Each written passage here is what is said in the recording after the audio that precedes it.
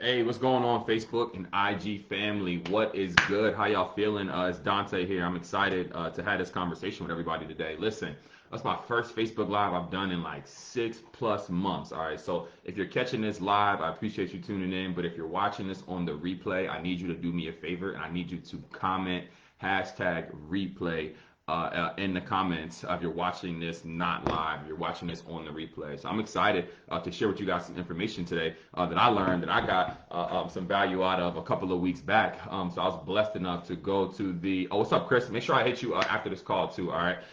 But I got some value out of going to an event a couple of weeks ago. It was actually the Believe Nation event hosted by Mr. David and Menitier, and it was just an incredible event. It was really all about leadership, and really the event was called The Leader's Edge. But I want to talk about somebody very specifically that I was able to hear from at the event, and this is Mr. John C. Maxwell. And I actually made a post on my Instagram a couple of days ago. I was like a reel of some of the things I got out of John's talk or his seminar while I was at the Leaders Edge conference. And that reel did so well that I just felt compelled to share some of the other things that I got out of that conversation. I know that not everybody may know who John Maxwell is.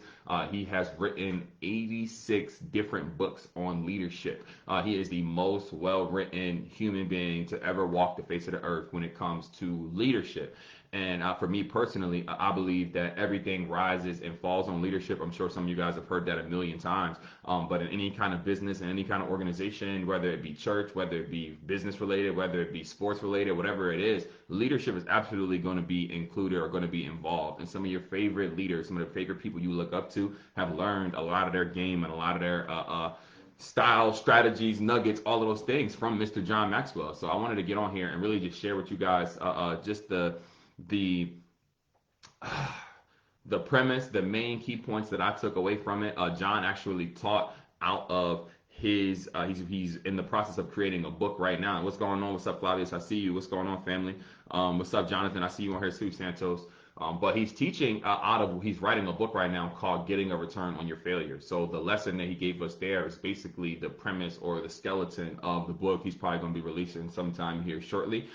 He's written over 86 books though, so most people haven't read all 86 of them, and I doubt that a new book from him dropping tomorrow is going to make everybody in my network go and read it. So I really feel like some of these nuggets that I got out of the entire conference are going to be able to really resonate.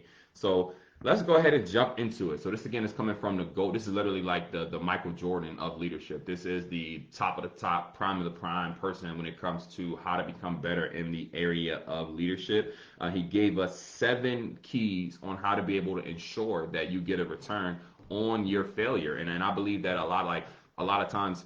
Actually, I'm gonna jump right into it because I'm gonna probably give some of it away. All right. So 7 keys to getting a return on your failure. And here is a note for anybody else too. As we continue, anytime you learn any new information, there's one thing of learning it. There's 4 types of knowledge. There's learning knowledge. There's applying knowledge. There's modeling knowledge, and then there's teaching knowledge. And you actually gain the most value, and you actually imprint your knowledge the most when you go through the process of teaching and articulating whatever it is that you learn to somebody else. So for me, even though I'm excited to have learned these things, I'm excited to share them with you. This is really for me. This is therapy for me to ingrain some of these concepts even more into my own brain. So for number one, your number one way to keep success and to get a return on your failure is to keep success and failure together. Okay, I know that sounds crazy, but you want to keep success and failure together. In other words, don't separate them. Be sure to be intentional to know that in your process of success or getting to where it is that you would consider success or whatever goal it is that you have. Again, my personal definition of success is a progressive realization of a worthy ideal. So as soon as you have that realization of where it is that you want to be, that is success to me. But in that, a lot of times we look at all the good things that come from that or all the things that are positive that come from that, as opposed to actually realizing that the learning lessons, the failures are what are going to give you the ability to be able to get to where it is that you want to be. So the first point that he has is keeping success and failure together. And he talks about something that if you listen to John Maxwell's content consistently, you've heard him say this before, but he talks about a learning lunch. And this is something that I really want to implement into my own life even more. But a learning lunch being like one time every month, he basically takes somebody out to lunch on him and ask them a series of 7 questions throughout their lunch to where he's getting a lot of value from them and able to really grow and scale wherever, like to scale his own abilities by learning from these individuals. And he would ask them a series of questions. He shared with us one of those questions. And the question is basically, what is the biggest difference between you and everybody else in your field? And allowing that person to share some of the things that is that they've learned through their experience that have helped them be able to go to the top or whatever it is that they are in their said profession. I think that is heavy. So I think that taking a learning lunch, or even if like he does it every month, but let's say you do yours every 3 months, every 5 months, every 6 months, it's better than something that it is that you never do, but it's something that you have to incorporate into your own psyche intentionally. It's one of those things that doesn't happen by accident. Again, if you're getting any value out of this, make sure you share this with somebody, tag somebody who needs to hear this. If you've ever felt yourself in a position to where you looked at your goals, you looked at your dreams, and you didn't incorporate failure into that process of getting to where it is that you want to go, which I've definitely done. I've looked at when I first got into trading, I remember being like, oh yeah, bro, like this lady showed me she was making money on her phone, and I'm like, okay, bet I'm gonna go start making money on my phone. And I'm thinking about all the freedom and the ability and all the positive things that trading would give me, but I was not thinking about all of the lessons and all the failures that I would have to go through in order for me to get there. And that misconception and that disconnect of not knowing those things going into it made the realization or made the process of getting through the failures a lot harder because I wasn't actually expecting them. So that's number one. Keep success and failure together. Okay, if you got any value out of that, let me know in the comments if you got any value out of that. Number two is understand the difference between good misses and bad misses. And this really resonated with me because I've played sports for the high majority of my life. So a lot of the athletes are on the call right now. You'll probably be able to hear it resonate with some of these things the same way I did. But knowing the difference between a good miss and a bad miss is huge, because what you have to understand is that success is going to have a lot of good misses. And for me, I played basketball for a lot of my career, so I hope this analogy works for you. But a good miss, there's a difference between like somebody, like if you miss a layup in a game, a layup, for those who don't know, is a very easy shot. So if I have my opportunity to get a layup and I take that shot, but I miss it, just because I missed doesn't mean that that was a bad shot. It means that I need to make the next one, but that doesn't mean I need to go change everything about what it is that I did to put me in that position to make that good shot. My coach used to yell at us all the time because there's guys on our teams who would actually make bad shots. They would take a shot that wasn't a good opportunity, but it happened to work out. And in reality, like that is actually creating a detriment for that person because they think that because they succeeded or they made that shot, it doesn't take into account that you took bad processes to be able to get there, and those things repeatedly, you're not going to make that shot more times than not. So understanding the difference between a good and a bad shot. If a basketball team came down and every possession they shot it from half court as opposed to attempting to get layups, those are bad shots, miss or make. So I want to look at, for me, let's say you're building a business, I want to look at how I'm creating my exposures, how I'm following up with my clients, how I'm teaching or leading my team, and not necessarily the result. I'm unemotionally attached to the result and more focused on dissecting the process to tell, was that a good or bad attempt? Same thing if I was a trainer and I had clients that I'm working out. How much weight they lost that day doesn't actually matter. What matters is when they went through the process of their workouts, was this a good workout, or was that a good rep, or was that a good set, or was it a bad one? And understanding that every set you're not gonna lift more or have gain every single time you do a rep, but at the end of the day, doing a good rep over and over and over again is going to put you in a position. So understanding the difference between a good miss and a bad miss. If you make a good miss, you usually have to make an adjustment. If you have a bad miss, you usually are going to have to make an excuse. And successful people adjust their way to success. Unsuccessful people continue to make excuses. And you want to know the worst part about having a good excuse? The worst part about having a good excuse is the fact that you actually believe it. What's up, Pastor Greg? I see you on here. Much love. Appreciate you. I see you on here, Steve. I see you on here, Shill. What's going on? Much love to y'all. But when you have a bad excuse, you know it's BS, so you don't actually believe it. Everybody knows it's BS, so you can't get by with that. But if you have a good excuse, most times than not, you believe it, so you actually get by, and it keeps you further away from what is it that you actually want. So understanding the difference between a good miss and a bad miss is key, because not every failure is a bad miss, meaning that you might only need to make a slight adjustment to what is it that you're doing in order for those shots to be able to go in, as opposed to changing up your entire game plan. So know the difference between a good miss and a bad miss. Number three, if you want a return on your failure, you have to embrace hard. Now, my reel that I made on Instagram a couple of days ago was a lot of these concepts that I'm about to share with you guys here today. What's up, Steve? I see you in the chat. Appreciate you. But a lot of the content that I had just posted about John's speech a couple of days ago is based on this, and it's understanding if you're writing the notes down, you want to write this down for sure. Everything that's worthwhile in life is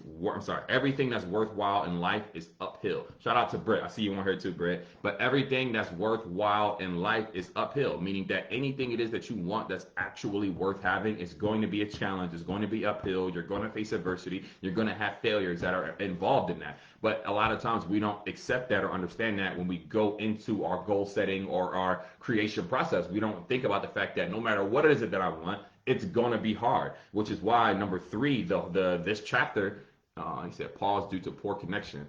That is terrible. But this chapter is called Embrace Hard. Like, and again, a lot of people have heard that challenge that's going around really popular right now, 75 hard days or whatever it's called. A ton of people are doing that right now, but you have to understand and embrace that all your dreams are uphill. Now, what's great that I love that John Maxwell had said is that a lot of people have uphill hopes, meaning that I want more, I want to make more money, I want to have a better life for my family, I want to be able to treat my kids better, I want to be able to spend more time with my people, I want to be able to do all of those things. But in reality, we have uphill hopes and downhill habits, and that's a terrible thing. It's a terrible connection. What's up, Cam? I see you on here. But that's a terrible connection to want more out of your life. But when you look at the last 24 hours of your life, you realize that the habits it is that I was participating in are not serving me. Those are downhill habits. So if I had any advice for you right now, is to look at your life. Don't look at last week. Don't look at last month. Look at the last 24 hours of your life right now and think to yourself, hey, listen, what did I do? What are the things that I actually did in the last 24 hours? And then be honest with yourself and ask, hey,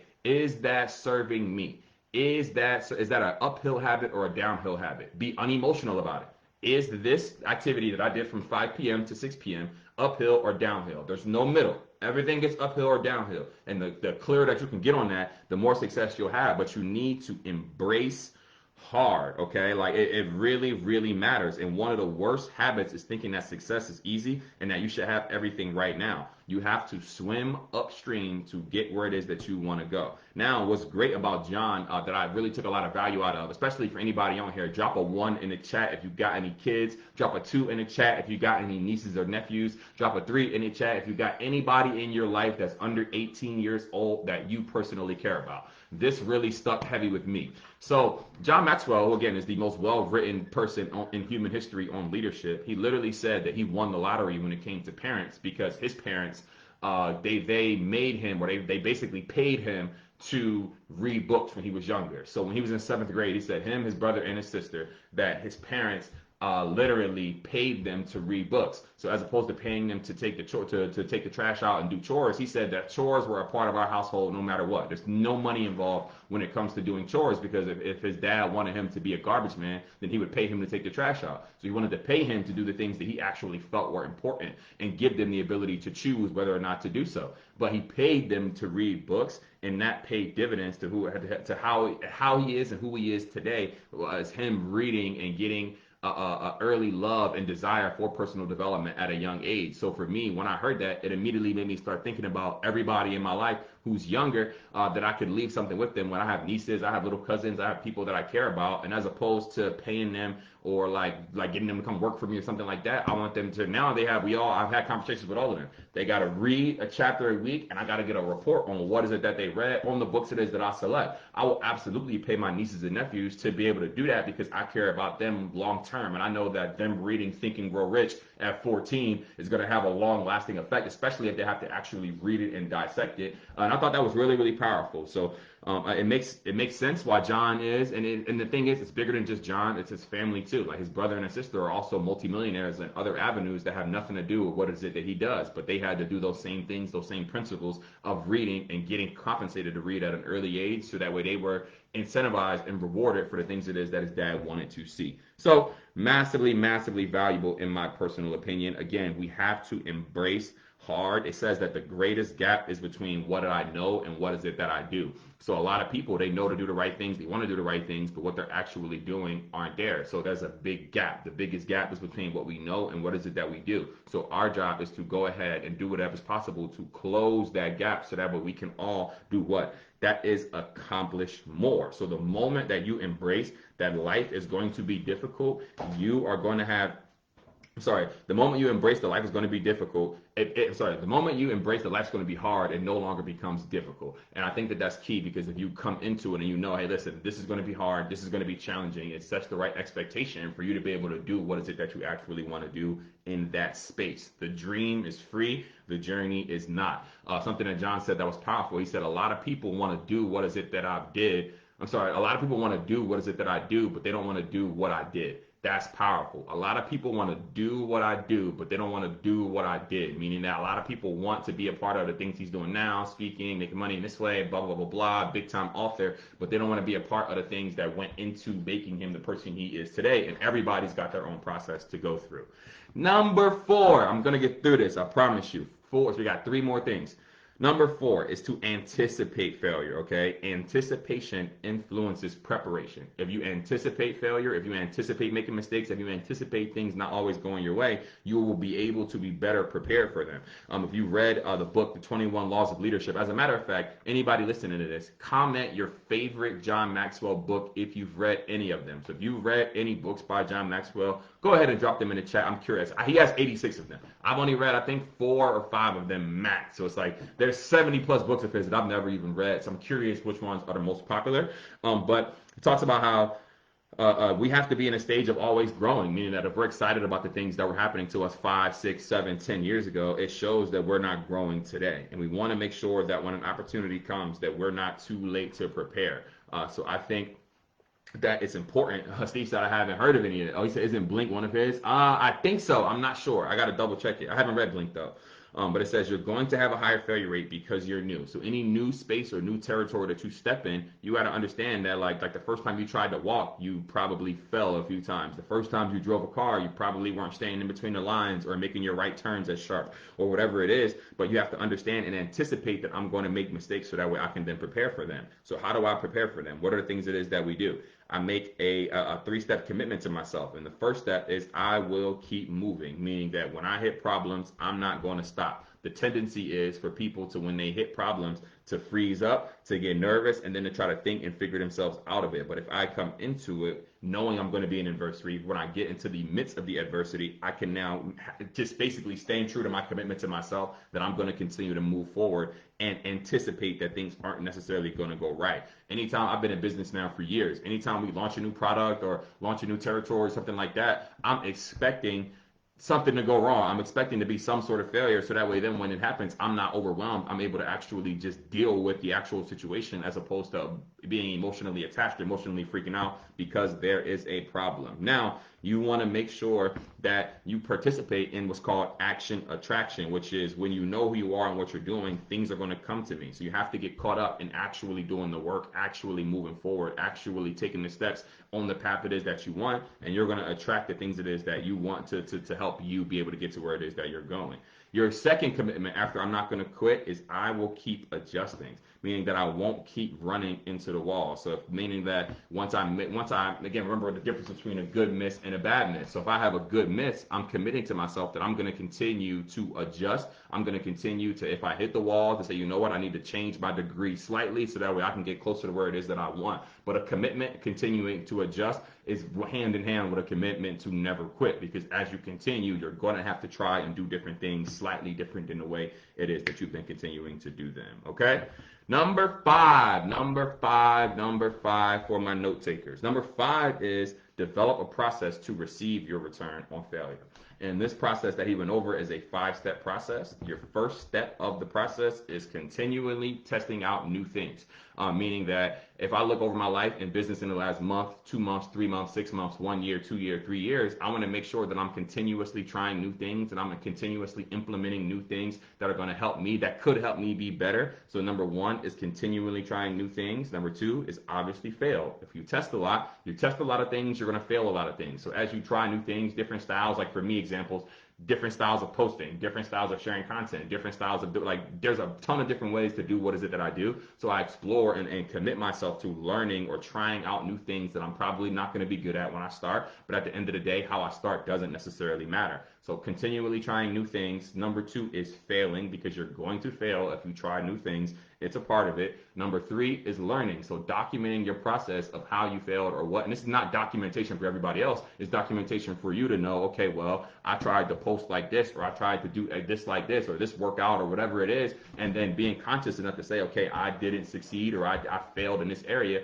And here is it what I've learned from that. Now you go through the process of improving or adjusting what is it that you learned from that scenario. And number five is re-entering the market. Meaning that, so number one is being willing to continue to try and test new things. Number two, being able to openly, willingly fail whatever it is that you're trying. Number three, learning from the thing. Number four, adjusting or improving what is it that you've learned upon. And number five is trying again. And a lot of people don't get up to try again because they're scared of the accountability that's required to go through steps 1 through 4. It takes a lot of accountability to say, I made a mistake here, I see an error here, then go figure out, okay, how can I do this better, to implement a system for me to be able to adjust, and then go ahead and do it. People, it's tough because you got to take that loss on the chin. But if you, again, anticipate the failure and know going into it that this is my plan of creation to get me where it is that I want, you'll be able to continue to try new things. Now, number six, we got 2 left. Number 6 is encourage others with your failures. Like,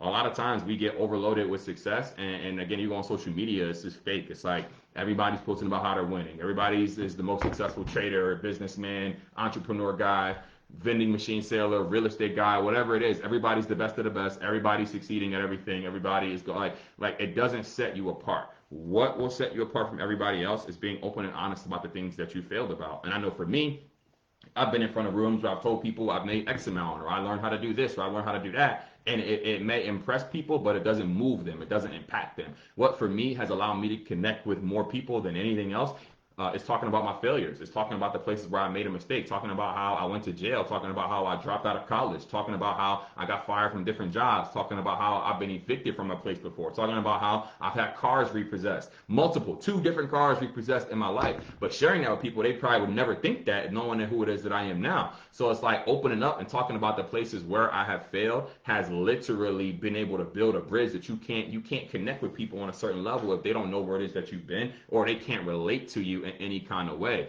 So I think that is so valuable to do so. If you want to impact people, you tell them about your failures. If you want to impress people, you tell them about your successes. So for me, I got a lot of value when John had said that, and a lot of people don't understand how valuable it is to share their losses genuinely. Now, number 7 is value the lessons only failure can teach you. Value them. Like, there are things that I've gone through that I didn't value them until after I got through it. And if I would have only valued it while I was actually experiencing it, I would have gotten so much more out of it. Example, how many times have anybody here been in a breakup before? Anybody ever had a breakup in your relationship? Drop a 5 in the chat if you've ever had any kind of breakup in a relationship. And oftentimes when you're going through that process of breaking up, of that process of separation, of that process of not being around somebody you might have been around often, it's sorrow, sadness. I was with this person, I'm not with them, I'm sad, I'm upset, I'm not feeling well, whatever it is, as opposed to a year later, 2 years later, or when you're with somebody and now you're happier than you've ever been, but you wouldn't be the person able to sustain a happy relationship if you didn't go through that failure and learn those different places where it is that you can actually improve inside of your relationship. So we don't value, you're so frustrated about the breakup that you're not valuing the lessons or valuing what is it that you can do or what is it that you can change through the scenario. So what I encourage you to do, even like for a lot of people on here trade with me or trade in different areas, like value the times that you lose trades, value the times that people leave your business, value the times where you make posts on social media and they don't blow up like it is that you want them to blow up, value the times where you put an offer in for a house and you didn't get it, value the time, like literally seeing value in the times or in the places where you didn't win is going to put you in a position to be able to have things that people who are too scared to try don't have. But if you are out there in the field making moves, making adjustments, doing those things, and not valuing the lessons that you're learning from them, it's like you're doing it for nothing, because you're going to fail no matter what. And you're failing and getting back up, or you're failing and being able to explain to somebody else, hey, I failed at this and I got through it by doing X, Y, and Z. But you can't share that genuine I failed through this story without actually experiencing it. So I'm encouraging you to value the struggles, to value the failures, because the only way to actually get a return on your failure is if you value it. If you look at everything that's negative in your life, or everything in your life that where you're not winning or you're not your strongest, as just, oh, that's just the way I am, or that's just the way it is, that's just how life happens for me, and you don't value that those things are actually teaching you something, you're going to be going in the same cycles, having God trying to put you through the same test over and over and over again until you realize it was all a lesson. Hey, I'm done. I really just wanted to share those nuggets with you. It's been exciting to be back on in the Facebook, Instagram Live. It's been a while, so I got a lot of value. I really appreciate it hanging out with y'all. If y'all got any value from this, make sure you tag somebody, share this with somebody who needs to hear this. Much love. I hope you have an amazing, amazing Wednesday, hump day, and stay safe. Chop it up.